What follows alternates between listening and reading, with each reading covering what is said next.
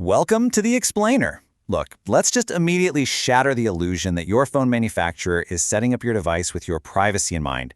Because honestly, they're not. Default settings are absolutely optimized for data collection. But the good news is, we are going to fix that today. So here's our agenda for the Explainer today. 1. We'll audit app permissions. 2. Delete that advertising ID. 3. Enable private DNS. 4. Secure the lock screen. And finally 5. Stop background activity. Which brings us to the big question. Are your phone's default settings working for you or against you? Right out of the box, those settings prioritize convenience and, let's be real, corporate profit, basically turning your device into a 24/7 tracker. But you absolutely have the power to change them right now. You don't need a computer science degree for this, and the whole shebang will take you less than 10 minutes. Okay, setting number 1, audit app permissions. We need to take control of your location, microphone, and camera. A 2025 Now Secure study actually found that a staggering 70% of Android apps access sensitive data and tracking domains. Think about that. When you hit Allow on a simple weather app, you aren't just getting the forecast.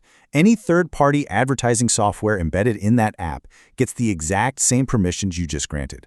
Suddenly, your flashlight app knows you visit the donut shop every Tuesday. It's wild.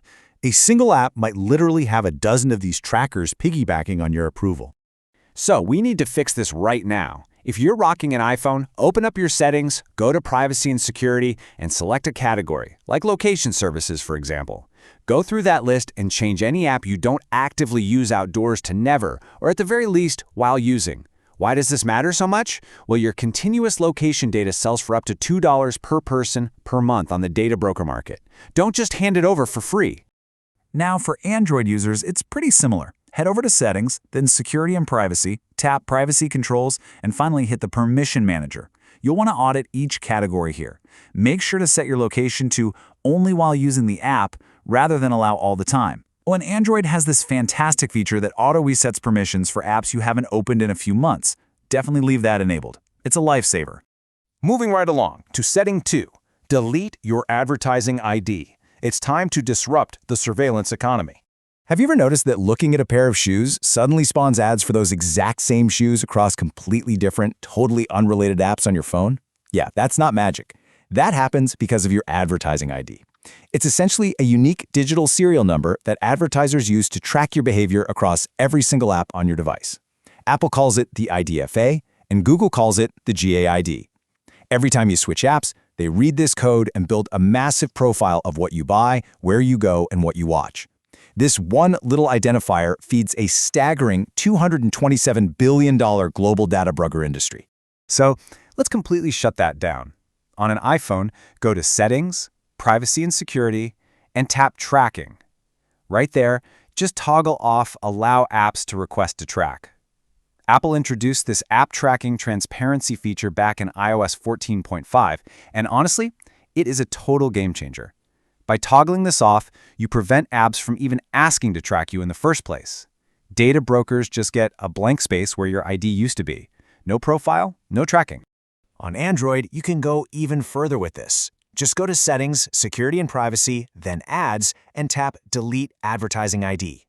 Now, just to be clear, deleting this won't stop ads entirely. You are still going to see them, but it absolutely stops apps from building a persistent, unified behavioral profile of your daily activity. You've essentially just grabbed a pair of scissors and cut the thread tying all your habits together. All right, setting 3, enable private DNS. We are going to encrypt your internet phone book. Now, this is a slightly more technical but absolutely crucial privacy layer. DNS stands for Domain Name System. Think of it as the internet's phone book. Whenever you type in a website, your phone asks the DNS server for that site's numeric IP address. The problem? By default, these queries are entirely unencrypted. That means your mobile carrier can see, log, and in many places, actually sell a record of every single domain you visit. So we need to encrypt those requests with private DNS. Luckily, Android actually has a built-in fix for this right out of the box. Go to Settings, Network and Internet, and then Private DNS. Select the provider hostname option and simply type in 1.1.1.1. That is Cloudflare's trusted encrypted DNS address. Or alternatively, you could use dns.quad9.net. Doing this instantly encrypts these lookups system-wide, protecting you across all your apps and browsers. Now, if you're on an iPhone, iOS doesn't actually have a native private DNS setting directly in the menu. But don't worry, the simplest and most effective workaround is just to download the free 1.1.1.1 app by Cloudflare from the App Store. Once you install it, just follow the quick prompts to install the configuration profile and enable it. It achieves the exact same system-wide encryption, firmly protecting your internet phone book from any prying eyes. Which brings us to setting 4, secure lock screen and biometrics. Time to guard your digital front door. Your lock screen is literally the front door to your entire digital life, and it absolutely must not leak data to anyone who happens to glance at your phone on a table. First, let's talk about the lock itself. If you're using a mid-range Android device with 2D face unlock, be warned. This can often be defeated simply by holding up a photo of your face. It just uses the basic front camera. You are much, much safer using a fingerprint scanner or a strong 6-digit PIN. On the flip side, Apple's iOS Face ID uses a highly secure, robust 3D depth sensing system, which makes it significantly harder to fool. But getting past the lock isn't the only risk here. By default, most phones display message previews right on the screen. The first line of a text message, or maybe an email subject line, can expose highly sensitive data and create a massive social engineering attack surface for total strangers. On iOS, you can fix this easily by going to Settings, Notifications, Show Previews, and selecting When Unlocked. This hides the actual content until the phone securely authenticates your face or your PIN. And for Android users, here's how you do the exact same thing. Go to Settings, Notifications, Notifications on Lock Screen, and select Show Sensitive Content only when unlocked. Keep in mind, the exact path might vary just a tiny bit depending on your manufacturer. For example, on Samsung devices, you might actually find this under the lock screen menu instead. But track it down and definitely change it. All right, our final stop, setting 5, stop background activity. Let's halt that passive data transmission. You know, even when your phone is just sitting idle in your pocket, apps are constantly running continuously, fetching and transmitting data. On iOS, you can stop this passive data drain. Head to Settings, General, and Background App Refresh. Turn this off globally, or at the very least, disable it for non-essential apps like social media or shopping apps, because honestly, those only serve their data collection needs, not yours. Next, go to Settings, Privacy and Security, and Analytics. Make sure to turn off Share iPhone Analytics to stop beaming all your diagnostic telemetry straight back to Apple. For Android, you manage this passive drain by going to Settings, Apps, selecting a specific app, tapping Battery, and choosing Restricted. This completely prevents the app from running in the background. Then, head over to Settings, Privacy, and turn off Usage and Diagnostics. You can actually even take it one step further by visiting your Google account settings online to pause web and app activity at the entire account level.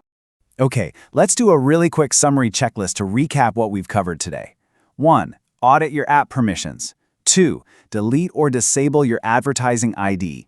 3. Enable private DNS. 4. Hide your lock screen previews. And 5. Turn off background refresh. Making these 5 adjustments takes under 10 minutes. It doesn't break a single core function on your phone, and it puts an immediate stop to massive amounts of daily data leakage. So you can take back your privacy in just 10 minutes. The question is, will you?